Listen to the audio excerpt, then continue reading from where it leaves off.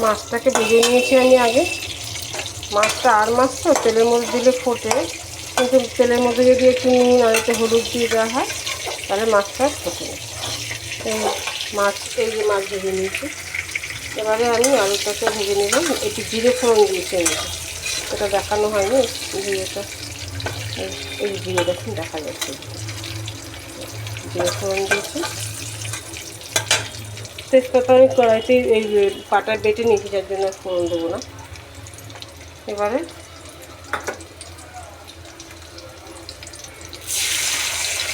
এই মশলাটা জিরে আদা কাঁচা লঙ্কা এই বাটা দিয়েছি।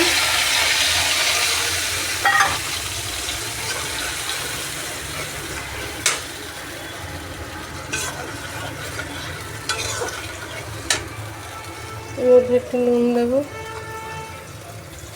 অল্প করে, কেন মাছেও নুন দিয়েছি, তেলেও একটু নুন আছে, অল্প করে দেবো, পরে লাগলে আবার স্বাদ অনুযায়ী দিয়ে দেবো।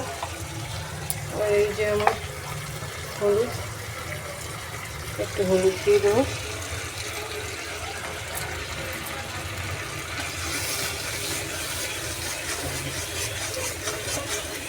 মশলাটাকে একটু ভাজা ভাজা করতে হবে, একটা ভাজা ফ্লেভার বেরোবে, গন্ধ বেরিয়ে যাবে, তখন আমি জল দিয়ে দেবো।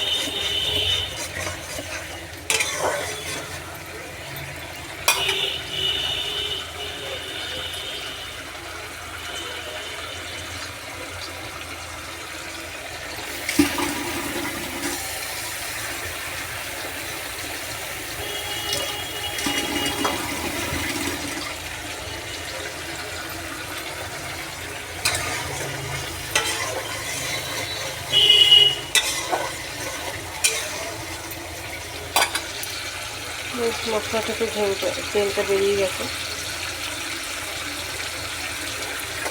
আর একটু নাড়াচাড়া করতে হবে।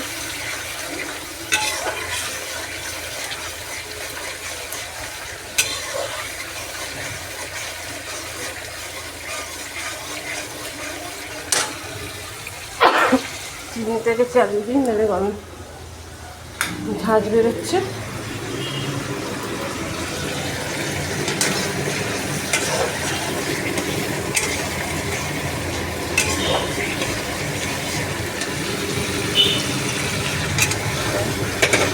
এটা বেরিয়ে এসছে, একটা সুন্দর গন্ধ চলে এসছে।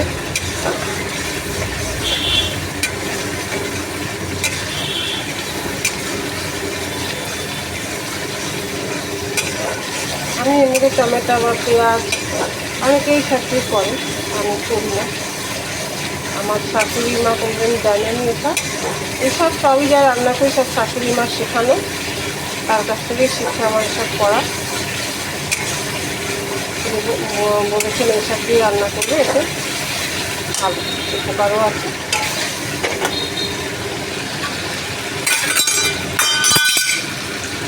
এবার আমি জলটা দিই।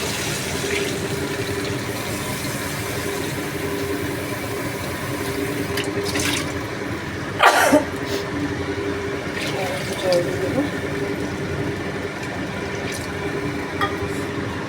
এটা ফুটবেটা খুঁজে পড়ে গেল, ধুয়ে নিলাম একটু। এইবারে ঢাকা দিয়ে দেবো। ঢাকনাটা আমার মাজা হয়নি, এই ঢাকা দিয়ে দিলে ফুটে উঠলেই মাছটা।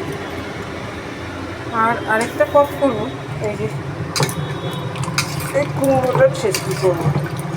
কাঁচা লঙ্কা ফেলে রেখেছি, এই কাঁচা লঙ্কা দুটো থেকেই হয়ে যাবে।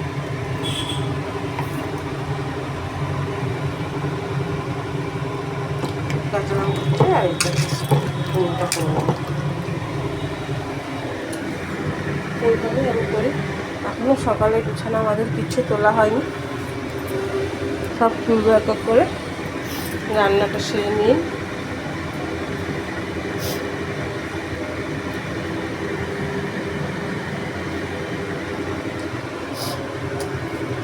আর ওকে ফটোগুলো সব ধুয়ে রেখেছি সব মশলা, কোনো ডাল ঠাল দিয়ে ঢোকানো হয়নি, ঢোকাবো। এই যে মশলার পাত্রটা গোছানো হয়ে গেছে আমার,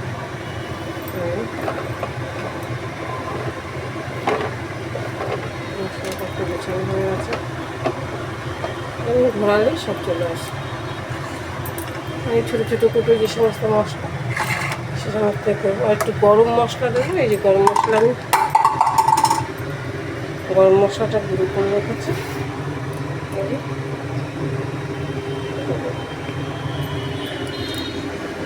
আর একটু ঘি দেবো, ঘিটাকে গুছিয়ে রাখি। ঘিটা দেবো। ঘিটা আমি তারাপীঠ থেকে এনেছিলাম, তারাপীঠের ঘি নাকি খুব সুন্দর হয়, এনেছিলাম, খাওয়া হয়ে গেছে, আর একটু আছে।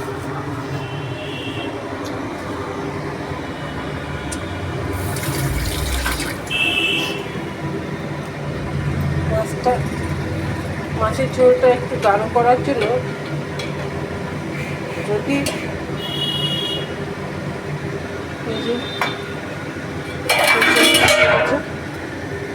ফুটে উঠেছে,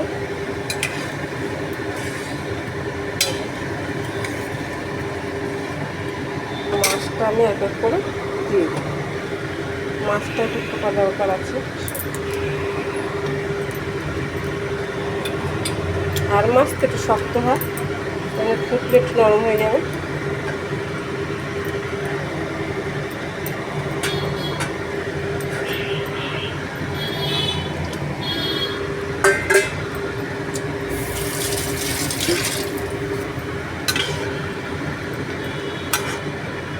আবার ঢেকে দেবো একটু।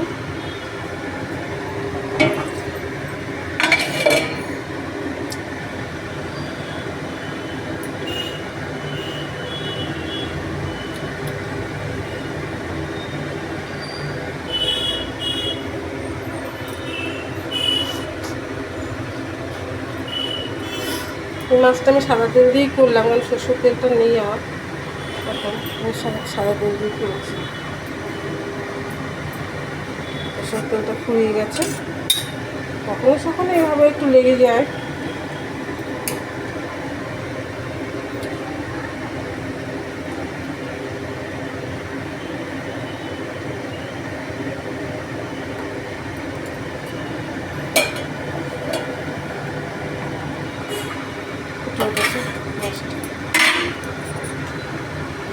ঝোলটা একটু রাখবো, কেননা আলু টেনে নেবে অনেকটাই।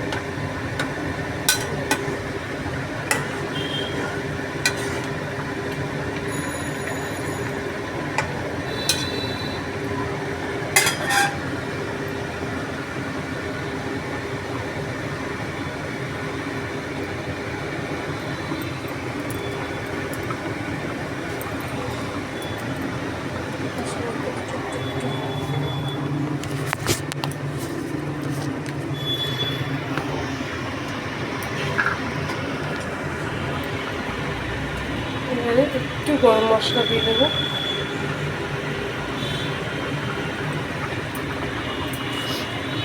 একটু জ্বালাবো, তার কারণ হচ্ছে আমার কর্তা আবার গরম মশলার গন্ধ ভালো লাগে না খুব একটা, ওই জন্য জ্বালালে গন্ধটা অনেকটাই অতটা লাগবে। আলুটাও সিদ্ধ হয়ে এসছে, সিদ্ধ হয়েছে, আলুটা সিদ্ধ হয়ে গেছে। এইভাবে আমি একটু ঘি দেবো, ঘিটা একটু নামানোর আগে দেবো।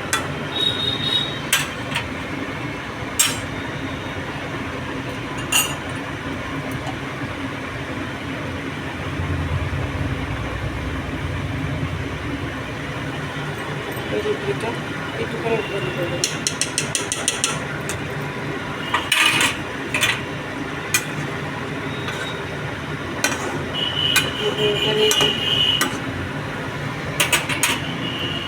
ঝোলটা একটু পাতলা পাতলা লাগবে বলে তেমন কিছু তো দেওয়া হয়নি, এর মধ্যে ঘন হওয়ার জন্য টমেটো, পেঁয়াজ, রসুন টিসুন দিলে একটু ভালো হয়। আমি তার বদলে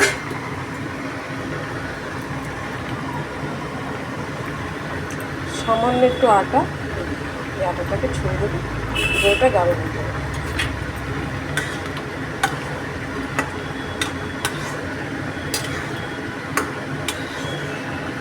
আর একটু ঝোলটাকে টানালে হয়ে যাবে। এই পর্যন্তই আমার এই যে দেখুন,